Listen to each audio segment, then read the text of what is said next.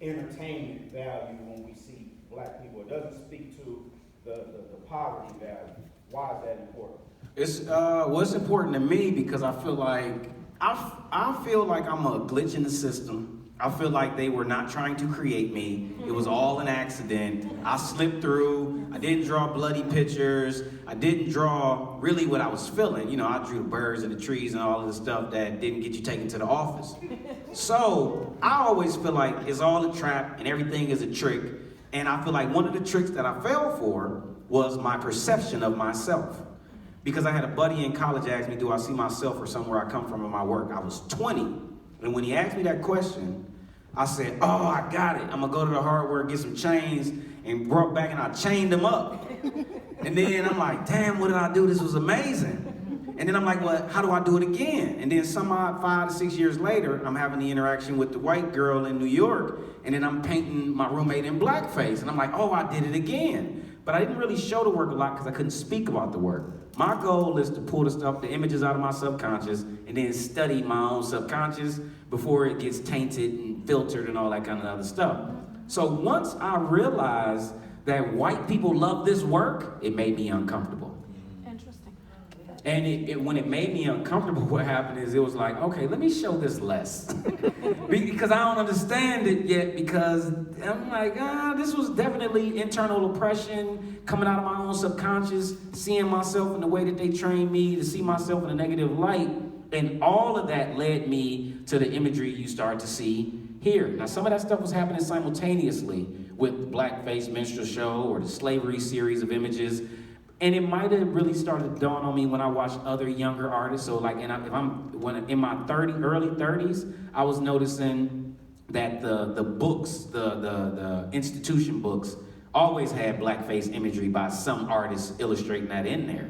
So all that made me uncomfortable because it was like, okay, if they accept this, then maybe something is wrong. I don't know. So that's kind of when it dawned on me, when I felt like I got tricked.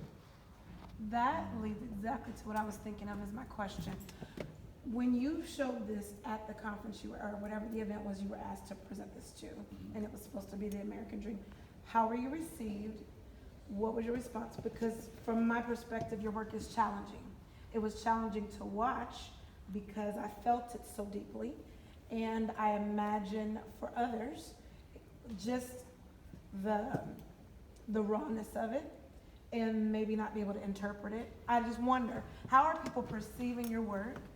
And because it is challenging, how do you gauge your success if it's potentially rejected from whomever? Got you. Okay, so how do people receive it? Like a coin, heads or tails. It don't matter who you are. Either you are comfortably disturbed or you're uncomfortably disturbed. I feel like I gauge my success on if you can remember the image or not, in my opinion. I mean, I feel like if you don't like it and you remember it and you tell somebody that I saw this, or if you purposely keep it a secret and never tell anybody you saw it, that's how I gauge my success. Because when I went from Cleveland School of the Arts to being the only black kid in the class, I went from, oh, Donald, this is amazing, to I'm not going to say anything about this today. You know, so I've been being rejected formally since I turned 18. So I had to figure out how to pull success from other places.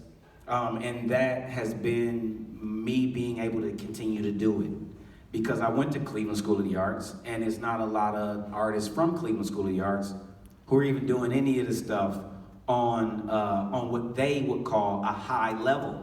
So I felt like the goal from being a student of Cleveland School of the Arts was to figure out how to keep doing it. So I hope that answers. I mean, that's kind of how I gauge it. I haven't been able to measure it on awards. You know, if I had to go fill out an application, I don't have this long list, all this acceptance of all this stuff, because, you know, I had a guy tell me that this is voodoo. And I said, that's exactly what it is. He's like, so if you're not successful, it's because, you know, whoever the person is on the other side of that table, whatever it's doing and triggering, it's affecting how they interact with you. And my goal is to make what I perceive as real art And if I'm making something that can carry a conversation or burn in somebody's imagination or make somebody close a book, then to me that's success. I mean, I don't know. My mom was she owned her own business. Making money is something that I've never had a problem doing, is making some money, figuring out a way to make some money. So, kind of the flip side of that, from the way the audience receives your work, is more about intention. So, some of the images where people are actually present, I think it was easier for me to grasp what your intention was with that image, right? So, the image of the man with child, I think it was you, with child, or there's another image of a person looking into the mirror, right? Being able to humanize in that way, but the photographs that were just spatial, that were just of a place, just of a door, I found myself thinking, what is he saying with this piece? What does he want me to know with this piece? So can you talk about some of your images where Black folks aren't present, where it might be where they live, it might be somewhere that they may commute, somewhere that they may go, but where Black folks are physically not present in the image, kind of what it is that you want the audience to get from that and how it ties into your larger body of work. I can picture two images that don't have people in it, but I might be wrong. So I'm gonna talk about a photograph that's a mirror reflection and you see the door. Well, ultimately, this idea that we've been trained that we are invisible. That's what the image is communicating. Honestly, I don't really care what people take from it. I don't have an intention for my audience. I'm an audience member to the work, to my own perception. And like the way I shoot and make, I get an idea. Like, so if I'm trying to illustrate the word invisibility, it's like, how do you show something you can't see? So that becomes the puzzle for my imagination. I create that illustration of that puzzle, and then I watch and see if people can read it or not. So I just noticed that some people can see invisibility when they look at it, some people don't. I think the other one is the Teddy Bear Memorial. And ultimately, I would say that I guess my intention is to make something unfamiliar familiar, or to highlight something that's familiar to somebody who recognizes it. I don't know the demographic of the people in the room, but the Teddy Bear Memorials, somebody dead. This is what niggas is doing when somebody died, and get the liquor bottles and the balloons, and we surrounded by them, and a lot of them don't make the news. So for me, it's highlighting it, and in combination with this body of work and this idea of keep the American dream, in my mind, Black people being surrounded by death and communicating that in whatever subconscious ways is a part of the American dream.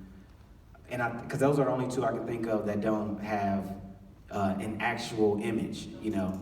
I guess that's part of the intention too, the absence of the figure. So circle back around the money piece. I find, your lane interesting, but I find your stance on your lane a little more interesting.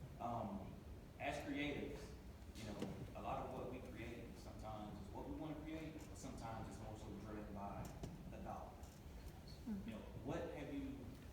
How have you dealt with the struggle of creating what you want to create versus the need of having to get income to drive what you create? I learned how to make money not selling my photographs. Because at some point somebody said nobody wants to take pain home. I heard somebody say it, I've been quoting it ever since. And when I really internalized the idea that people don't want to take pain home, I was disconnecting from the idea that to be a successful artist or visual artist, I have to sell a piece off the wall. I grew up in the world of art in a very formal way. So I visited a lot of places where there wasn't no dollar sign at the bottom of this piece. So, gallery, museum, college, settings, that sort of thing made me really, really into education. I've been able to make money with education. When I was hustling, trying to figure out how not to give away my imagination in exchange for money. It's weird. People don't really approach me and ask me to make something that I wouldn't make. And maybe the work is doing that. But, I've been surviving off of being an artist. I mean, the first money I ever made, I was 6. You know, I got my uncle who still has all these drawings. I didn't really believe what they was telling me.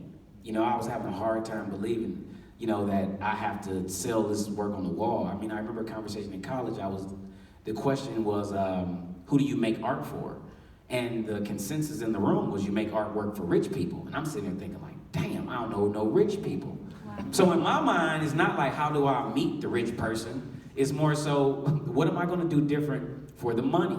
I put murals up in the city of Cleveland. So I get mural commissions, and a mural commission will carry me through the whole year versus me begging somebody who can afford to buy this piece for $500. So for me, it started to be, I don't know, I kind of started aiming a little bigger projects, bigger commissions, and really, really trying to target my lane. You know, I didn't get commissioned to do a mural. It's abandoned buildings all over fucking Cleveland. So I went and put one up. And it was the best business card that I could have did. Because then they came right in and said, hey, can we pay you to do one in the black neighborhood? And I'm like, oh yeah, I needed that. That carried me for like 2 years. So it's been that. You know, I haven't had to sacrifice my imagination to make money. And I would imagine that I wouldn't. My whole goal as an artist was never to go get a job. Because if I didn't get a taste of the 9 to 5, the salary, then I wouldn't be missing it. It would allow me to be out here longer. So I just wasn't buying some of it, you know, subconsciously. We got time for 2 more questions here and here. With the entertainment factor, is it a blessing or a curse, regardless of the audience? So with the entertainment factor? Yeah, so when people look at your work, whether it's in the commercialized industry or with, you know, someone every day looking at your work, like us, for example, is it a blessing or a curse when you're portraying your images? You know, is it a good thing? Is it a bad thing for you? Oh, well, I think it's a great thing for me sharing and communicating or portraying my images. The entertainment part, my perception of not making images for entertainment is not making what I would call pretty pictures. You know, an image for no reason. You know, so that's what I mean when I say for entertainment, you know, just for the picture on the wall that sits there and it's there and we can walk by it 100 times and we ain't never seen it. If I could just clarify just a little bit. So when you were talking to the lady in Manhattan, compared to, you know, if that lady in Manhattan enjoyed your work, but she was looking at the subject in a way that's, oh, okay, this is how I look at Black America in a negative way. But she wants to hide it. And then when you take us, for example, and we're like, no, we see something deeper. We both like it for a different reason. But do you think it's a blessing or a curse on either side? I mean, in my mind, I would say it's a blessing. I mean, I got a piece white cops kill black men. So I had a white guy come to this opening, and he's like, Tamir Rice was a fucking thug, is what he walked up to me, shook my hand, and said. And then he starts talking to me about Tamir Rice, and then I'm sitting there thinking like, damn, like you real comfortable. But what's crazy is he got a credit card, and he keep patting it on his leg to the gallery curator. So I'm sitting there thinking like, okay, I can sit here and I can let this white boy have it. Or I could let him cut me a check for $1,200. So in my mind, I don't know, an old black man said, get their money like they got ours. So I don't know, I'm a very militant person. I feel like I'm in the middle of a war, and I don't try not to let emotion take over too much, and fair and unfair means nothing to me. It's kind of like, okay, you think Tamir Rice is a fucking thug, but that's not, I'm not offended by that. You look like you would think Tamir Rice is a thug, and I make art. And if you want to put this on the wall because you got black friends and y'all hang out in your basement and you collect all this black art, put a Donald Black piece down there, because hopefully one of them niggas hit me up at some point. You know what I mean? Like, that's really that's how I think. That's how my mind works. I think it's really unfair for Black artists to go through the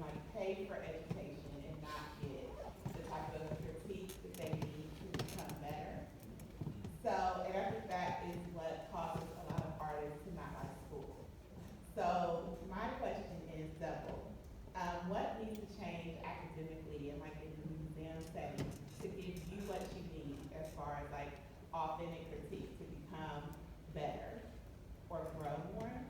And then like, who has been your mentors and people who could like see you and help you do better? All right, first question. We got to stop going all that shit. That's how I feel. I feel like the fact that we still participate is the reason why all this stuff is still going. So I really believe the only way to change it is for us to stop confusing them by thinking that they're satisfying something that we're doing.